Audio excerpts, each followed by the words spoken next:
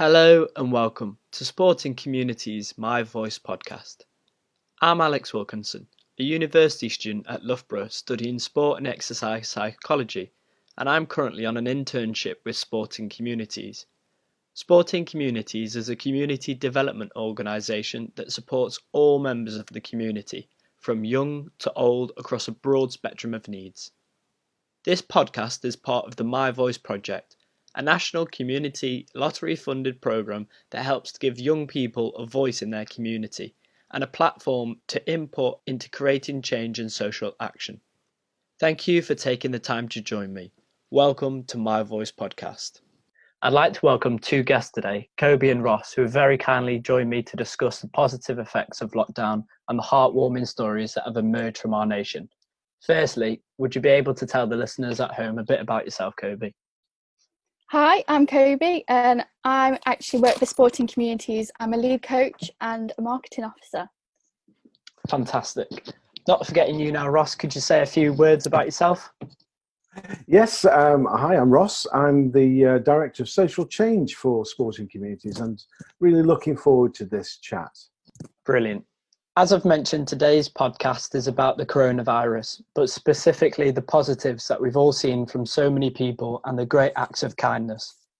I think as a nation, we will always remember the speech from Boris Johnson as he spoke from inside 10 Downing Street to announce that the UK is going into lockdown. The implications and effects suddenly came to life and the coronavirus became a whole lot more serious. Now, throughout my time in isolation and lockdown, I've seen so many positive stories and acts of generosity and kindness. It can be said that the UK has become a reunited as a whole and communities have come together to help one another. It really is quite wonderful how in such difficult times people have become so caring. I'd like you to share a story you have heard about an act of kindness or any story you've heard recently which highlights the goodwill of people.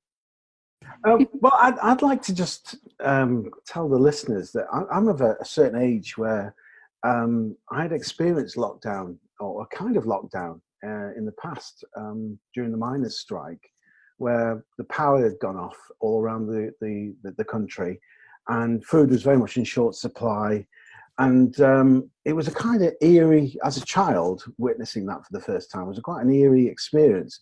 But at the same time, it was quite an exciting time. And I think we must always remember that you know, we perceive things as they are at the moment, but children might perceive it differently. And it's really interesting to see, speaking to some children that, I've been very fortunate to do so, how they perceive this lockdown. And they're very heartening, those stories, because the kids see it as a bit of excitement and challenge, but without taking away the seriousness of it. But they offer up a bit of hope as well for the adults. So it's the stories that I've come across speaking to my grandchildren, that actually give me hope and inspiration as an adult.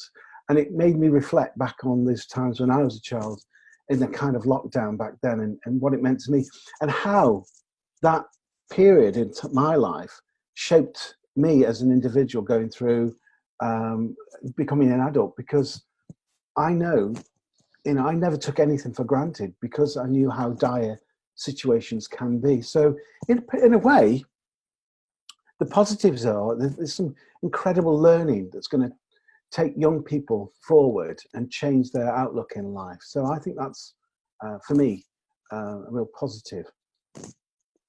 No, it's fantastic. I totally agree. It's quite a nice way to look at it, about the young people supporting the older generation. I think for myself, the best story I've heard recently from my own community is a local businessman, Craig Buckley, who runs the Fish Bar in Crewe. Now, he took the decision to close down his business, although they weren't actually required to by the government. So he obviously had a lot of stock of fish and chips and obviously pies and sausages. Now, instead of seeing this food go to waste, he decided that he was going to cook all of the food available and actually go into our local hospital in Leighton Hospital in Crewe and provide all staff with all meals of fish and chips, and just a nice act to help those that might have finished shifts or been on lunch, just to receive a nice warm meal like that. I think that was a really, really kind act to do. Yeah, That's I think lovely. it is. It's the human condition, isn't it? It's the we want to help our fellow human being. It's a great thing that we have. It's a gift that we all have of giving and of ourselves and our material objects to other people.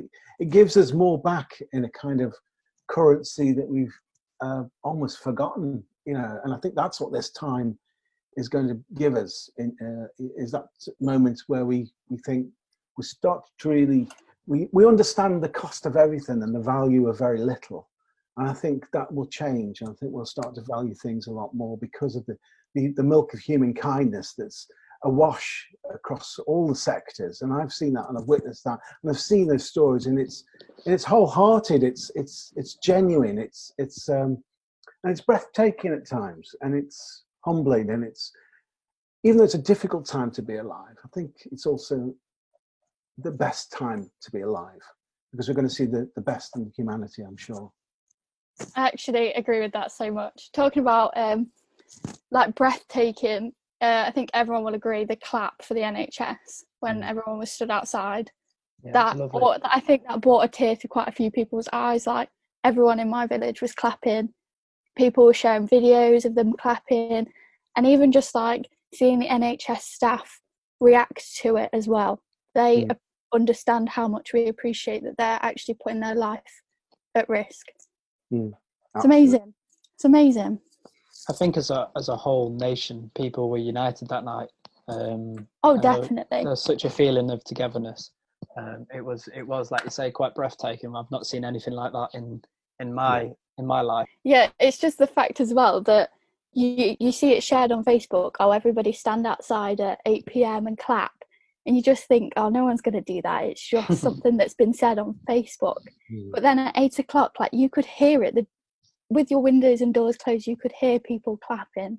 Yes. So it was just amazing. Yeah, like, definitely. to think that it was something that wasn't going to happen, and everyone was doing it. I don't think there was a house that wasn't clapping. Shows the power of social media as well, doesn't it? To sort of, definitely. And it's a collectiveness, a kind of power that people have, and I think, moving forward. And can you imagine if we did a series of these communal actions that bring people together, whether it's 5 minutes volunteering outside the front of your house at one point in the evening. If we all did that, how much rubbish would we collect off the streets? It's this kind of an awakening to what we can actually do as a people, as a collective, and I think that's what fills me full of hope, and it restores your faith in humanity. Oh, definitely, yeah, 100%. I can almost see street parties coming back, where at the end of the lockdown, people gather out on the streets and celebrate together. There's such a nice community feel at the moment. Definitely, like the royal family ones, where you all get your picnic. Everybody came out with tea and scones. Yeah, exactly. We need that. After this, you're going to need it. I think there's going to be a huge social boom once we come out of it. Yeah. People are going to be appreciative like never before of all the things they took for granted, from walking into town to get a coffee to actually going and seeing friends and families at their own free will. Which is why I think it's totally understandable that we're having to stay indoors for almost longer, because we need to make sure that it's gone before we do step out, because there is going to be, like you say, that social boom. If we all step out into that social boom, that's it. It's just going to reoccur, and we're going to have to isolate again. And I'd rather stay isolated for another 2 weeks and know that I can go out when there's that social boom and be safe. That we are truly safe. Yeah. I suppose for me, I've seen recently, in such times of worry and change, it can be quite difficult to find happiness or positives when everything's so doom and gloom. And it's important to be appreciative of what we actually have in front of our eyes. And I think people have definitely become more appreciative of what they have. Is there anything you have become more appreciative of since being in lockdown? I'm more appreciative of my surroundings, my immediate surroundings, my family, my pets, my taking time out to just stand and stare, that old sort of adage, and just take in the fresh air and watch the clouds. I know it sounds corny, but we're running at such a pace, and this is giving us the opportunity just to slow right down, and it's those little things, it's those, it rushes by so quickly, and just making observations around you and looking at people, and it's wondering what their lives are like when they walk past my window, and hoping that they're safe too. Yeah, I don't know about you, Alex, but mine's definitely, it's almost having that break from education. I've had back-to-back education, so I went straight from secondary school to sixth form to university to now training to be a teacher. I'm constantly back-to-back education, so it seems strange to me that I'm not sat at my laptop making notes or planning a lesson, or it's almost like a step back, and it's taken some adjusting, to be honest. I don't like this whole sitting still, but it's spending time with my family that I wouldn't normally do. Like, I'm so tired when I get home, I just come straight upstairs and relax. And like, now I'm sitting downstairs with my grandparents, I'm socialising. Because I'm from a high risk household, I've been doing that for a longer period of time. So it's spending that time with your family that you wouldn't normally spend. Do you think, Kobe, that when you go back into education, you'll have a different outlook on what education actually is? Because I've been speaking to my grandchildren, and they're all sort of beavering away with the homework that's set to them, and I'm just thinking to them, intelligence that can't ever be taught. It's something that you've either got or you haven't, and we give them tasks to get through and hurdles to jump, but at the end of the day, it's their well-being, their mental well-being that I'm more concerned about than whether they've got the grades. And I don't know whether that would affect you going back into that environment, because would it change your outlook?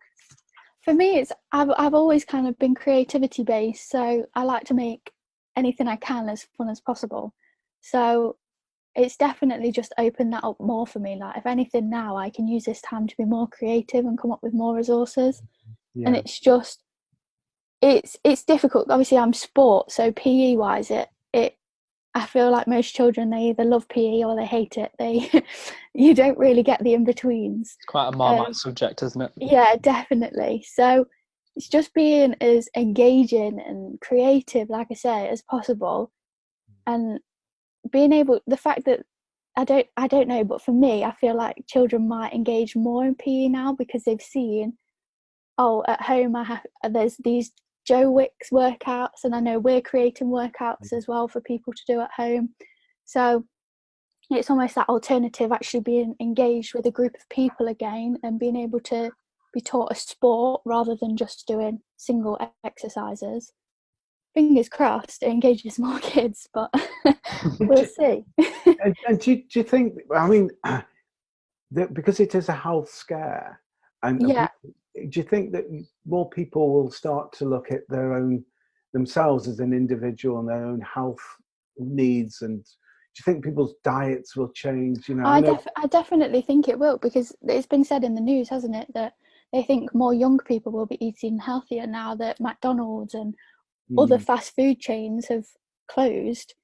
They're having to make their own food and having to be healthier and source their own ingredients. Like, it will be incredible, and I know a lot of people are using this time to make almost a fitness journey. It's a very interesting conversation. Everybody wants to get in on it. Exactly.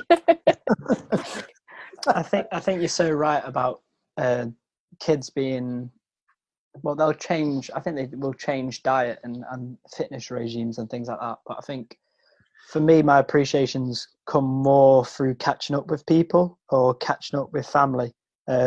Similar to yourself, Kobe, it's been high school to college straight to uni, and uni is just a whirlwind of different things that you're taking part in. So I think since lockdown, everything's slowed down for the whole nation. So you've come home and you've been able to reflect on what you've actually been doing or what you've been getting up to, when normally you don't take the time. for a lot of people, we've got so much more time to think, but it's been quite heartwarming to just sort of hear the different stories of what people are getting up to. I've been catching up a lot more with family. I think for the first time ever, we got a family, a huge, I mean, like all the aunties and cousins and grandparents, we all got onto Zoom to do a big meetup because my nan lives in Spain. So it's all those enjoyable activities that we take part in now that we wouldn't have been able to do. Yeah, exactly. You wouldn't normally have the time to FaceTime people or catch up with people you wouldn't normally talk to. You don't normally have that time. So it's nice to almost know that you've got something to do every day. I know someone I know, she set herself a task of every day she contacts somebody new. So she contacts someone she doesn't normally talk to on a regular basis. And she set herself the task of, while she's in isolation, having that chat with people she hasn't spoken to in years. That's a really nice idea, actually. Yeah, that's it, catching up with those people. I tell you what's really interesting, I'm showing my age now. Many years ago, this is prehistoric, I think. Dinosaurs. Dinosaurs, yes, when they roamed the earth. There was no such thing as Sunday shopping. And when I walk with my partner down the street in a pair, obviously we're keeping our distance from everybody, there's nobody around. It reminded me of going years and years ago on a Sunday where you were literally in lockdown every Sunday because everybody was with their family. And to go out and see people was a bit of a rarity. And everybody had Sunday lunch together and so forth. And it reminded me of that. So for the older people out there, they'll have a recollection of that. And it's almost taking people back. It's stopping the world and all want to get off. But, we want to get off and remind ourselves that there was a period in time where there wasn't all this mad rushing around. There was a slower pace of life. And it'd be interesting to hear, because we work in those sheltered accommodations, and to see that point of view from those older perspectives as well. So that's a positive. So when we come out of this, I'll be pursuing that angle. Yeah. No, it's a really nice point. And I think I've become more aware of different people's lifestyles. And also, if you think of the situation that we find ourselves in now, we've all got food and shelter, and we're all very fortunate that we've got our health as well. But while we're in lockdown, we've still got entertainment and the availability of catching up with friends and families.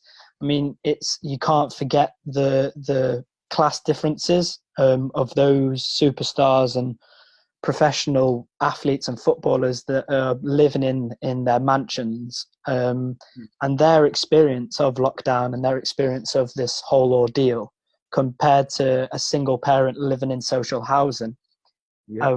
We were discussing the other day at the dinner table, sort of thinking about other people's current situation.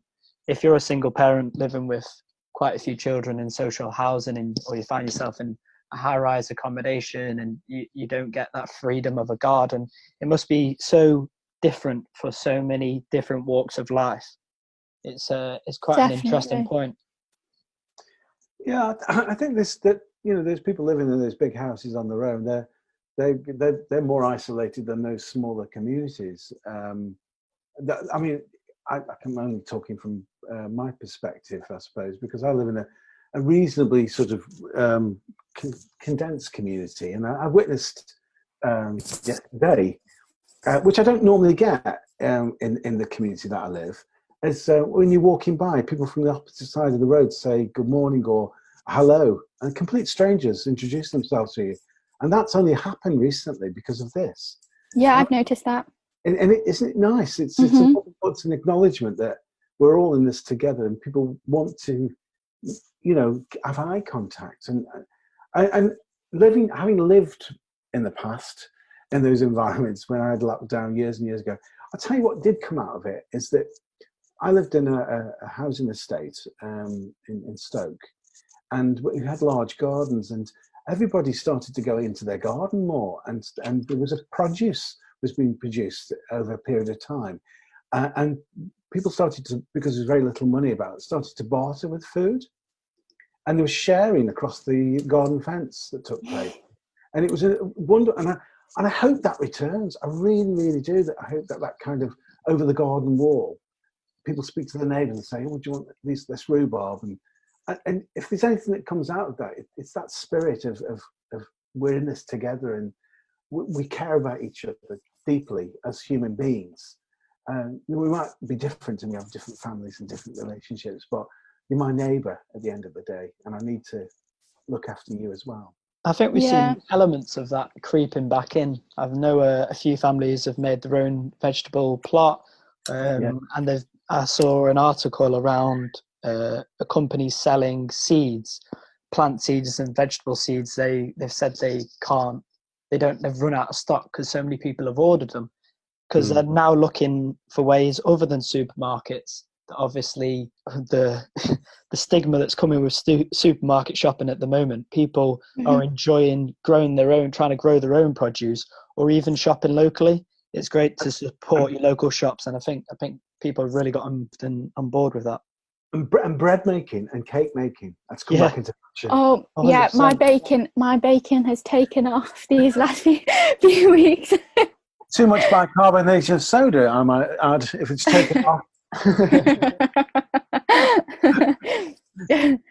Rising too much. A different treat every week. Really? But last week was brownies. This week is banana bread. But that's really nice, because you hear there's been a lot of people during lockdown who have decided to make self-improvements. They've decided to study something different or learn a new skill. Now you've taken the time to start creating different puddings or start baking and cooking something different. I think that's fantastic. Well, that's it, and it just takes time out of your day, like to bake something, an hour, and it's like that hour is you're using it productively, like, and you've got instead of sitting really around. Exactly, you get a nice pudding for your tea.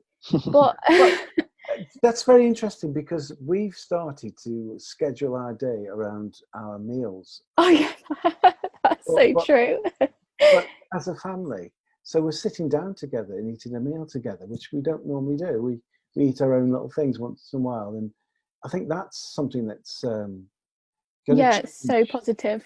It is sitting around. And the thing, go on, sorry, it's just like you say, like sitting down and eating a meal and planning your day around those meals, because you almost have to, because it's something you're going to do. But hopefully people will take that further, so when we're not in isolation, they'll think, I've got to get home for tea, I've got to sit with my family and have just even that one meal a day where you're all sat together and having that nice conversation and reflecting. I think that's so important. It's lost, isn't it? I tell you what, it'd be nice is to have a reintroduction of dining tables where people actually sit around them, because they seem to have gone out of fashion as well over years. It's a dinner in the lap. And those. I mean, you can have those communal experiences by doing that around the settees, but I don't know. It's time it's family time, isn't it? It is, and it's so valuable, isn't it? We always used to sit down, or try and sit down if we were both at home at the same time, but working different jobs and different lives, and obviously different social lives as well. You find that you're not actually eating with each other very often. So now lockdown has come, it's really nice that every evening we're spending and we're catching up with each other properly and having valuable conversation, and which obviously we wouldn't have really had prior to coronavirus lockdown. So what are you guys all doing to keep busy then? Scheduling every morning. Apart from scheduling your meals, Ross. Well, interestingly, scheduling my running. I've started to run more. So wow. Every morning we get it, because my daughter's on a sort of schedule, a weekly sort of timetable, shift pattern. So some weeks we go really early, so at 4:00 in the morning. So I've determined to get out at 6:00 and run 4 miles every day. That's amazing. So that's what I've been doing, and what it does is quite bizarre. I've done that for about 6-7 days now. It's actually started to affect my mental health, and so come 7:00, I'm sort of buzzing. I'm really I'm alert. I'm switched on. I'm so sort of full of things. I think the exercise has been great, but it's that routine of exercise.